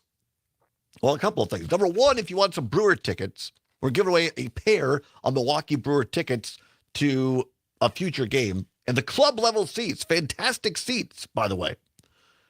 And all you have to do to be eligible this hour is text the word right now on the Civic Media app. Text the word SPROUT. S-P-R-O-U-T. Sprout. Text it right now on the Civic Media app, Sprout. And you'll be eligible to win a pair of Milwaukee Brewer tickets as well as a Verlo mattress set as the grand prize. Lots of great prizes on this great contest. So do that. Also asking you the question, what's worse, passive-aggressive or aggressive? Passive-aggressive or aggressive? 855-752-4842. 855-752-4842. You could also text us online or we stream or on the Civic Media app. John Jed Jorn, great name, is watching on YouTube, says aggressive sucks, but those people are typically consistent. Passive aggressive is people you are on guard with constantly. I think that's well said, Summers. I mean, people who are always passive aggressive, I don't know that you really trust them that much, right? I agree. And on a similar line, we got a text from Barb in Waukesha who said, this is easy. Passive aggressive is worse. I married and divorced someone who was passive aggressive. The effing silent treatment for days. Wow. That's very interesting. Maybe part of the reason it's past tense was. It seems like it might have been the right move. Yeah. Sommers, aggressive or passive aggressive? What's worse? I definitely agree with passive aggressive. Well, like everyone else is saying, with aggressive, you can just say, all right, you're mad right now. We'll get to this later. And you know where you stand. With passive aggressive, there are people who were passive aggressive to me like once in middle school or high school that I'm still a little like I'm a little bit bitter against them. Really? Wow. Because my only impression of them is, wow, I just talked to you and like said hello and you were just a jerk. Okay, goodbye. Right. No, I agree. This isn't a hard one for me at all. It's passive aggressive is worse. Because I think, to your point, to other people's, Karina's, you don't really know how to deal with those people always. And they're never really being 100% upfront with you. And I would rather have someone just, I guess, yell at me or like, I know where I stand with people who are aggressive. Right. And if it gets too aggressive, I guess I can just walk away. But the passive aggressive stuff is just like, all right, come on. And not to say that to be fair, to be honest, I'm not going to say I've never been passive aggressive. But I don't know. You know me pretty well by now. It's not really my style, is it? No, like you'll be sarcastic, but then it's cool. It's clearly a joke, right? And And even then, it's usually not a passive-aggressive joke unless it's about yourself. Well, that's true, too. Tony Watch on YouTube says, unless they are physically aggressive, then you can't really walk away from the situation. Well, that's a good point. That's a whole other kettle of fish, right? No, we're not talking about, physical violence here. We're just, I guess, aggressive meaning like people who are just yellers or verbal yellers, or I guess really aren't physical yellers, but people who yell or people who are aggressive. Like I need an answer. I need an answer like today. Like, get your stuff together. I need an answer. We got another text from Shirley in the SAW. To me, passive aggression is worse than explicit aggression. Passive aggression can be so insidious. When I'm the recipient of it, I often only realize it moments later. That's a good word. Insidious. I like that. Isn't that from Star Wars? Darth Sidious? That is, yeah. Not Insidious, but Darth Sidious. 855-752-4842. What's worse, passive-aggressive or aggressive? 855-752-4842. You could also text us on the Civic Media app. Have a YouTube viewer here. I apologize. If I try to pronounce your name, I'm afraid I'm going to mess it up. It starts with X. Says, passive-aggressive folks think they can still be friends after treating you poorly. I think Zizou is how I would imagine that said. Oh, I bet that's a cool name. Zizou. I hope that's right. Yeah, I agree. Is that sometimes passive-aggressive, people are always passive-aggressive. They think that they could just move on like nothing happened. Oh, Chizu. All right, Chizu. Very good. Appreciate that. That's a great point. That they think they can be nice one moment and passive-aggressive the next, and it won't affect your opinion of them. Great point. 855-752-4842. A couple minutes left in this one. Asking you the question, what's worse, passive-aggressive or aggressive? 855-752-4842. 855-752-4842.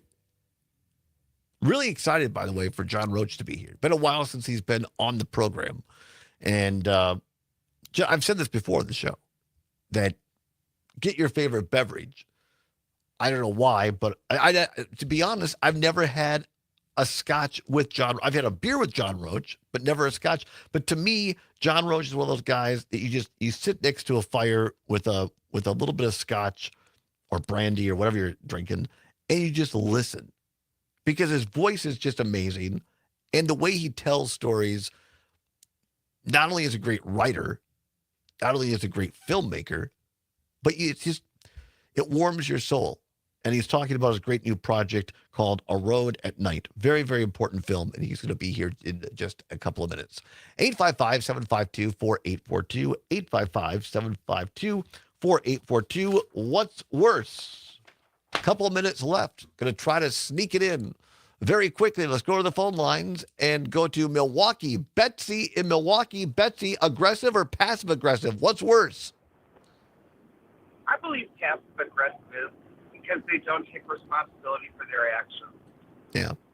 Yeah, well said. I totally agree. Not taking responsibility for actions. All right, stay tuned. Come on back. A great conversation with John Roach about a very important film and talk about Wisconsin Film Festival.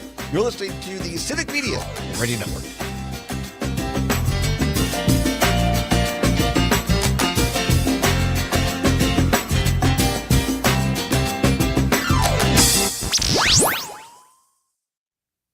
Real news and great conversation. 92.7 WMDX. You can always continue the There he conversation is. on social media. Hey, Todd. One of my favorite people in the world, John Roach. How you doing, man? Well, now And that you you're are here. mine, as you are to me. You're too nice. You're too nice. I'm very excited to discuss this. We have the trailer that we can use if you don't mind. Sure. During Did you the get a segment chance as to well. watch it? I'll be very honest with you. I did not, for two reasons. One, I was preparing for this election stuff going on. And Sure. it took up a lot of time.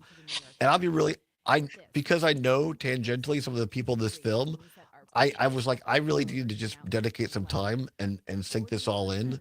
And I don't want to say I was afraid to watch it, but I know I have a pretty good idea to a degree how it's going to affect me.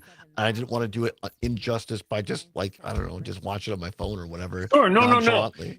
I will say, I know that there's some trepidation about watching it with folks because they know the story. But, the tragedy's balanced, and I'll say this when we talk on the air.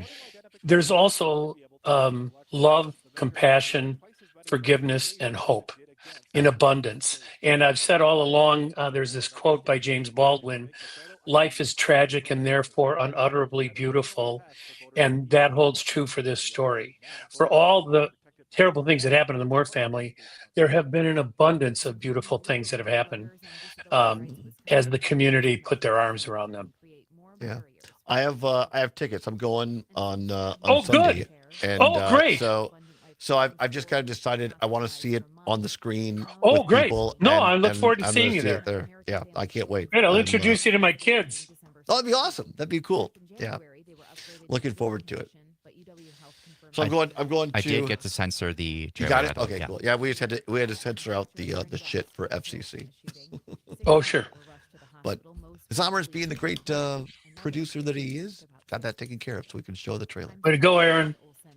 Does that mean I and- can swear live? No, it does I would not. prefer if you didn't. We do have a dump button, but yeah. This isn't a podcast, people. Right, exactly. Some people forget.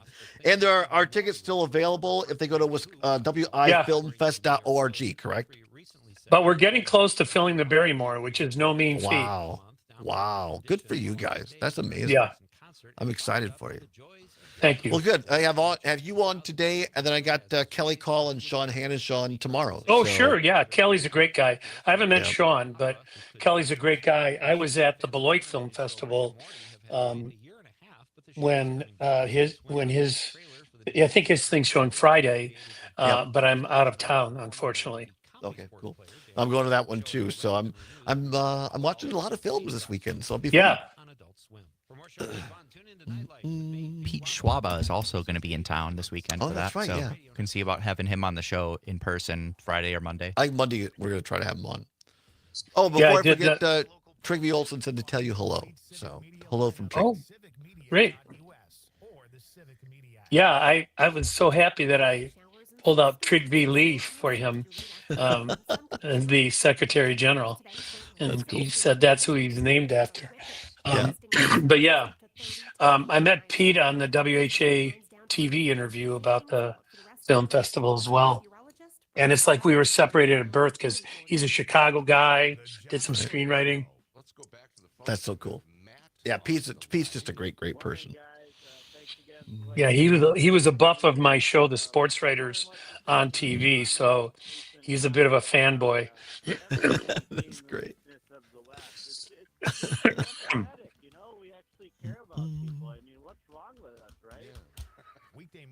I miss not seeing the cabin behind you. Yeah, well, I'm heading there the day after the Wisconsin Film Festival premiere. I'm heading straight up there, and then we go to work on the next doc. So, which I can't really say too much about yet because I don't know how it. I mean, we've done only half of our shooting. Here we go.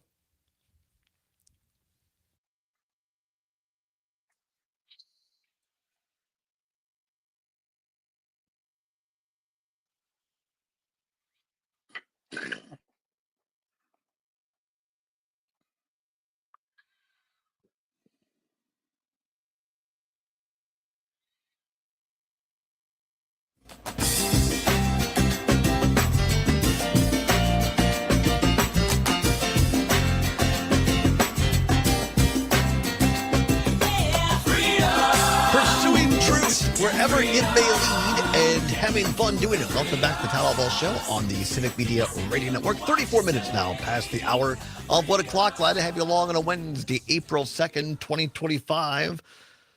My next guest is somebody who I enjoy not talking to so much as just listening to immensely. I call him a Renaissance man. He is a writer, he is a director, a producer, all-around great guy, an alum of the University of Wisconsin-Madison with a voice as smooth as butter.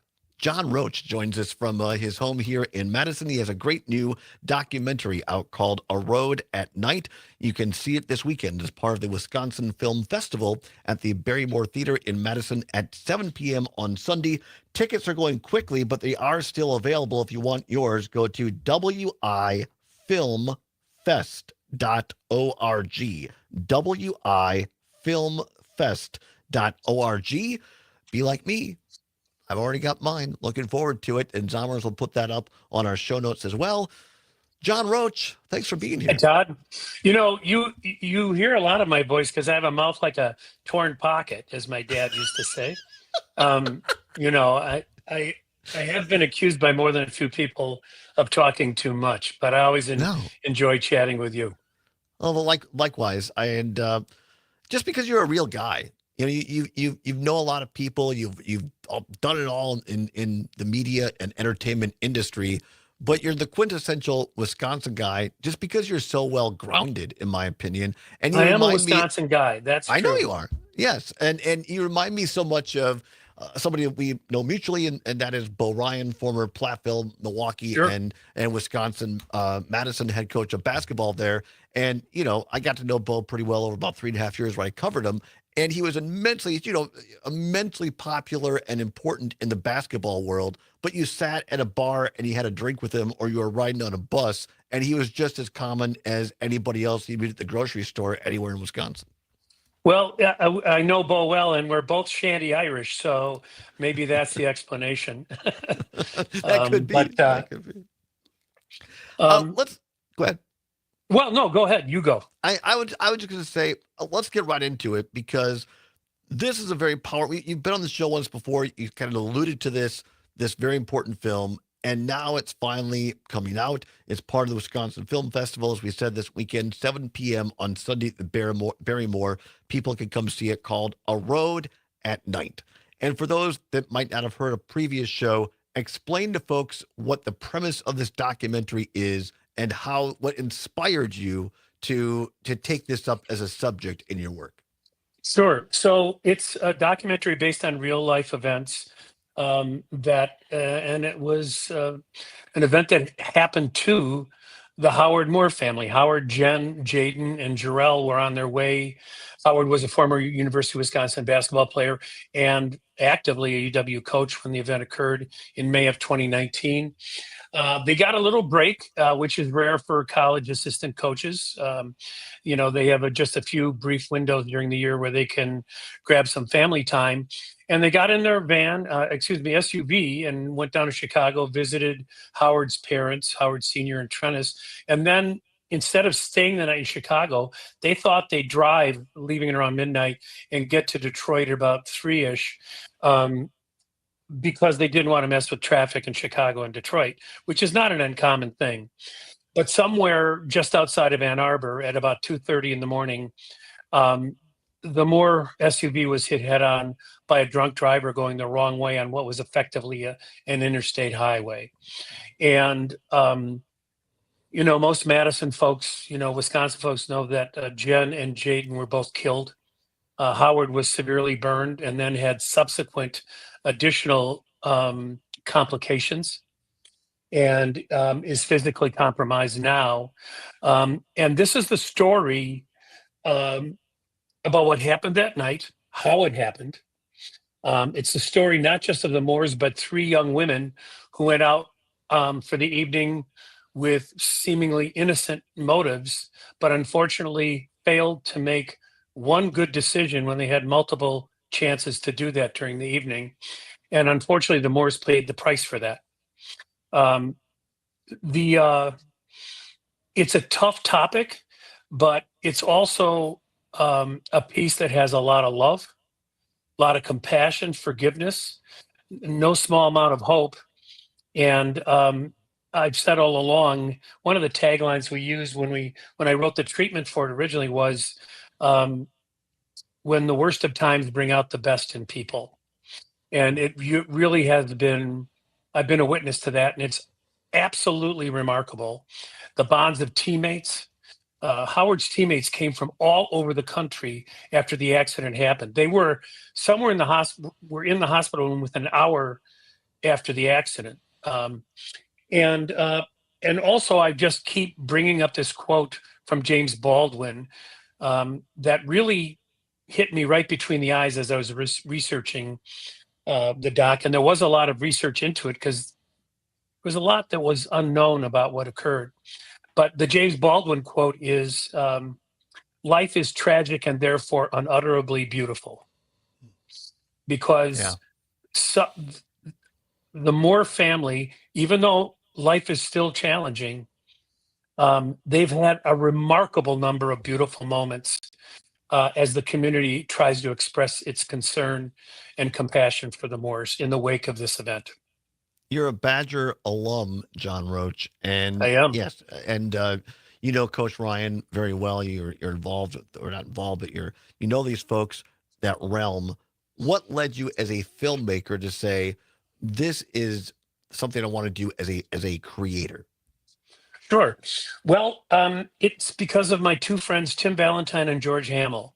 The Moores, the crash happened in May of 2019, and in less than a year, COVID hit the world, and it sucked all the oxygen out of the room, and Howard couldn't go anywhere. He was completely isolated given his condition. And as COVID left the room, Tim and George, who attend the Badger football games together, they were talking, and George said, and Tim Valentine, who's an attorney and is an agent, he represented Bo Ryan, he represents Greg Gard, represented Jimmy Leonard, Paul Christ, any number of Wisconsin coaches and players who went on to play in the NFL. And George said to Tim, knowing that he was doing all this pro bono work for the Moores, because it's a very complicated thing when an accident of this kind happens. George said, how is Howard doing? And everyone, Todd, was asking that question. And there was some mystery as to what his condition was. And Tim told George how Howard was doing, and it's tough. And George, as I've said, described him, the most affable force of nature I've ever met. He's a very generous man. He's done very well. He gave the founding donation for the new School of Music on campus. He and his wife Pamela are incredibly generous. And so George said, we have to do something. What should we do? And then, Tim and George both agreed they should call me.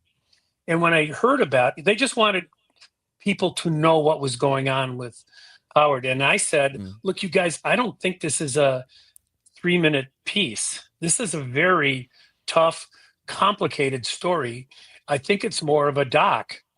And as the vast majority of the funds generated by the documentary will go to the Moores, I was quick to note that the big streamers love documentaries and sports documentaries even more.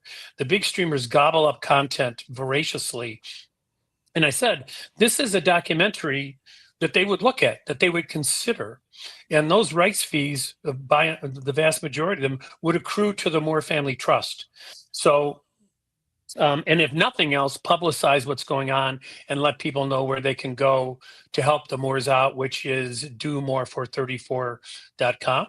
So that's why I took it on. And then honestly, Todd, there was a lot of journalistic legwork to be done when we took it on.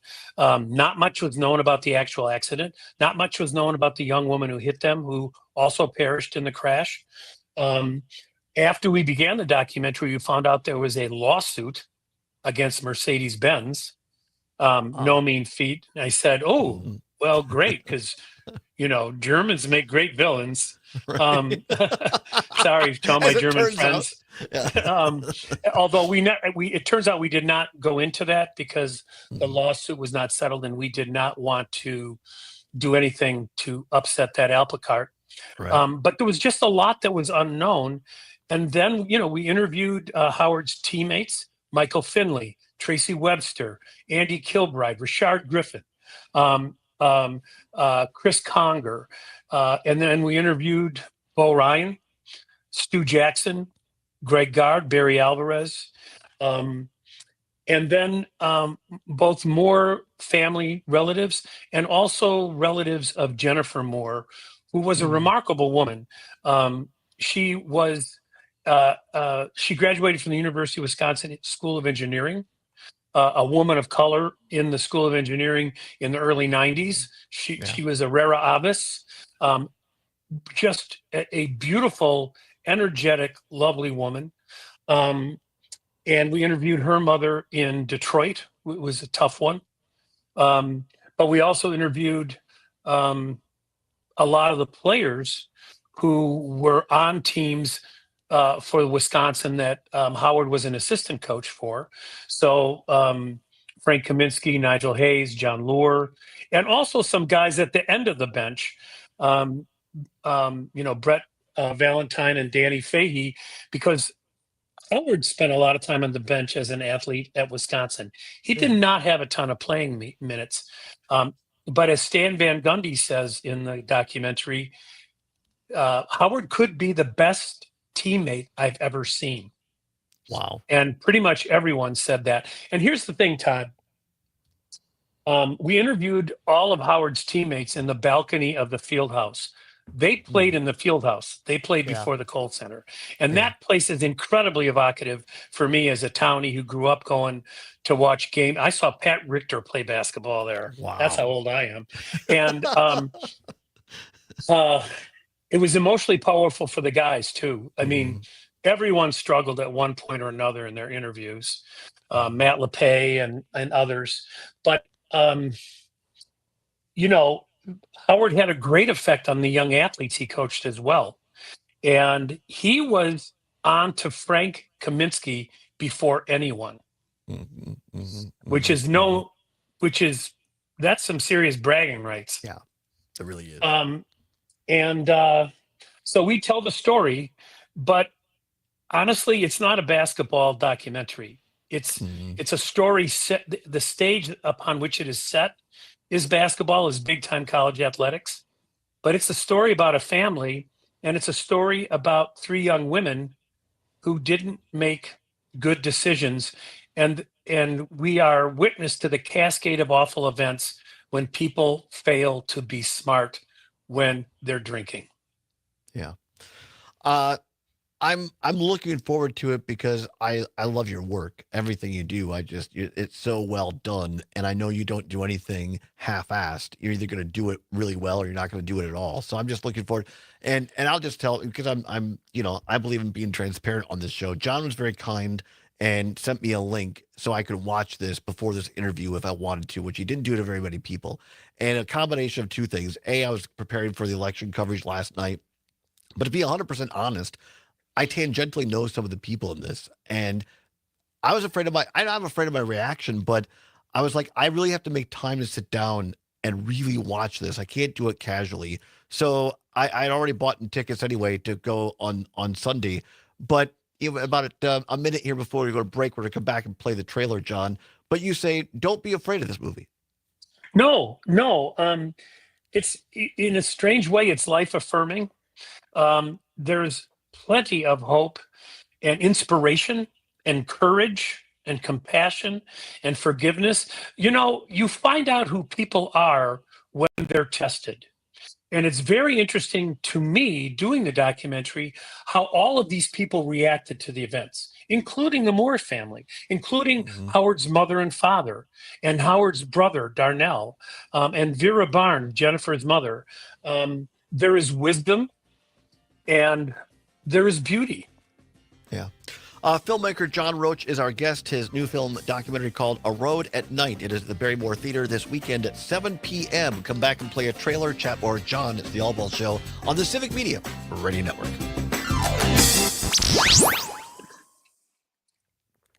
Can you be a permanent guest? We'll just have you once a week. I think I should be the guy who just comes in every half hour and does the weather.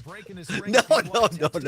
Much more than that. No, it's great, John. Thank you so much for this. Todd, my first job was a producer on AM Chicago, which became Oprah, the 1 hour live talk show in Chicago. So I spent 2 years being a producer on a 1 hour live television show for 2 years straight. And and my call time was 4:30 in the morning. I used to fall asleep. My wife and I were young people just married, and we'd go out to these great Chicago restaurants, and I'd fall asleep in my plate at 6:30. I wasn't very good company on the weekends.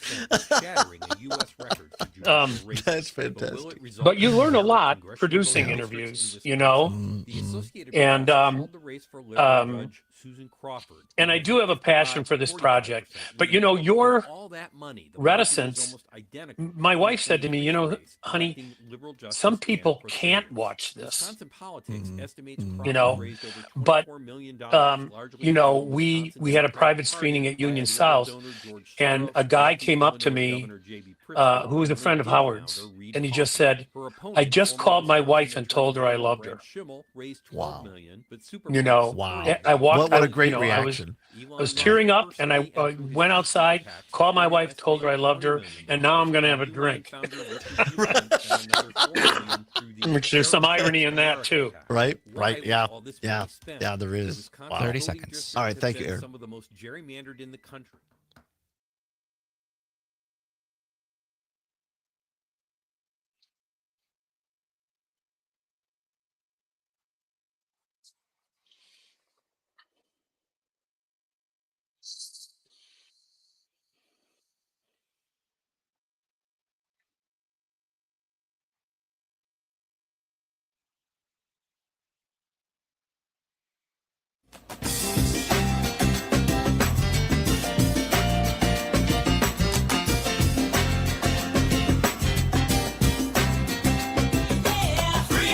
Welcome back to the Todd Allbaugh Show on the Civic Media Radio Network. 9 before the hour of 2 o'clock. At the top of the hour, ABC or CBS News, depending upon which of our great stations you're listening to all across the state of Wisconsin. The weather update, our great sports reporter, Mike Clemens, with a sports update, and then Maggie Dawn in the Maggie Dawn Show every afternoon from 2 until 4. Right now, our guest is filmmaker, writer, director, producer, Badger alum. I do call him a Renaissance man. And honest to God, I don't say that about very many people, because this is just a guy who can do it all. And I love listening to him. John Roach is our guest this half hour. His new documentary called A Road at Night. It will be at the Barrymore Theater this Sunday at 7 p.m. as part of the Wisconsin Film Festival. Still, a few tickets remain. Please do as I did. Get yours and join me this Sunday. You can do that by going to wifilmfest.org. wifilmfest.org. Zommers will have all that in our show notes, as well as the foundation that this is benefiting overall, which is for Howard Moore. John, I want to play the trailer to this film to give people a sense of this, if you will allow us. Anything you want to say to set it up before we play this? No, it speaks for itself. All right, here we are, the trailer for A Road at Night at the Barrymore Theater in Madison this Sunday at 7 p.m. On Wisconsin! Athletic, energetic, charismatic. Howard was a high-flying, high-stepping guy. It's infectious. Howard Moore, the crowd pleaser. They do like him here. That's also who he is off the court. He has it. You know what I'm saying?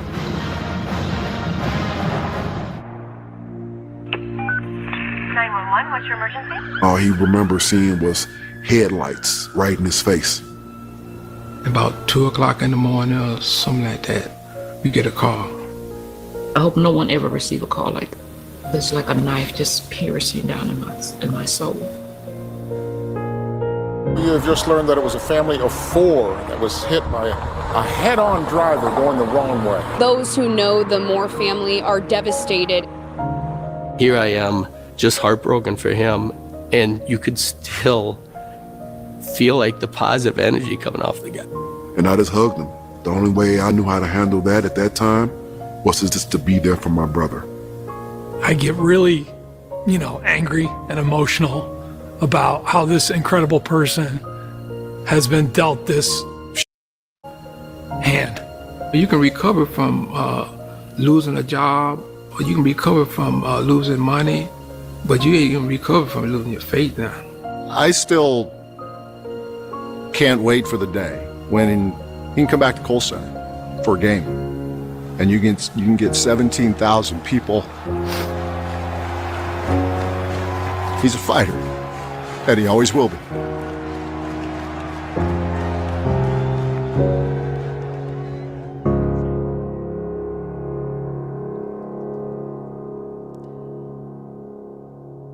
The documentary is called A Road at Night by John Roach at the Barrymore Theater this Sunday at 7 p.m. as part of the Wisconsin Film Festival. Third time I've watched that, and same result every time, John Roach. I remember the day that I first heard about this because very close friends of mine, their children went to school with the Moore's kids. And you can't believe how many people have a story like that in Madison. My daughter was at a children's soccer game, and all of a sudden she heard another family. They had a blanket set out, they had snacks and the mandatory apple juice, and all of a sudden the woman let out a cry and bundled up everything in the blanket and just took off to her car because she was friends with Jennifer Moore. And she had just gotten the word. And there were so many households where that happened around Madison. And, I got to say, there were times, to some extent, I had to view the topic objectively. And I came away with such respect for the Wisconsin local Madison community, the athletic community. These are a lot of good people, and they all tried to do something, tried to help in any way. And the Moore said for months after the accident, there were people coming in the neighborhood that they did not know bringing over food. Wow. So it's just, as I said, it's when the worst of times bring out the best in people.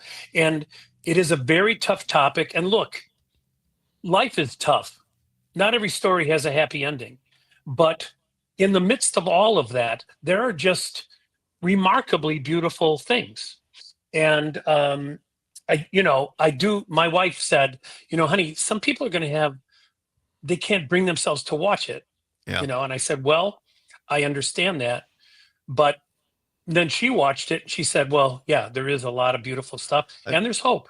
There's hope. And that's it, John. I want to say this on the audio side for those listening on radio. It's on the stream right now. The foundation to help Howard Moore and his son, Do More 434.com. Do More, MOORE 4FOR, the number 34.com. The movie 3-4 was Howard's number when he played basketball for Wisconsin. So and what I love about this, we got about 2 minutes left here, Zommers. 1 minute, quick.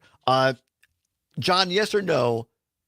Parts of this film, the hope part, this is Wisconsin basketball. I don't mean to make about sports, but this is if you want to know what the song, if you want to be a Badger, this is what being a Badger is about, is it not? It is, totally. Yeah. John, it made me proud to be an alum. I'll tell you that. John, I'm so proud of you. I'm proud to call you a friend. You're a great person, a great filmmaker, a great storyteller, and that's what I love about your work. Thank you so much for being here today. Thanks, Todd. Let's have a beer afterwards Sunday night. Looking forward to it. Tickets are at wifilmfest.org. A Road at Night. Thank you, John. I appreciate you. Stay tuned for Maggie Dawn. Also, thanks to Trigby Olson and Dale Schultz. Whatever you're fighting for, whatever you believe in, do not give up. This film is proof of that. We'll see you tomorrow. Keep banging your drum.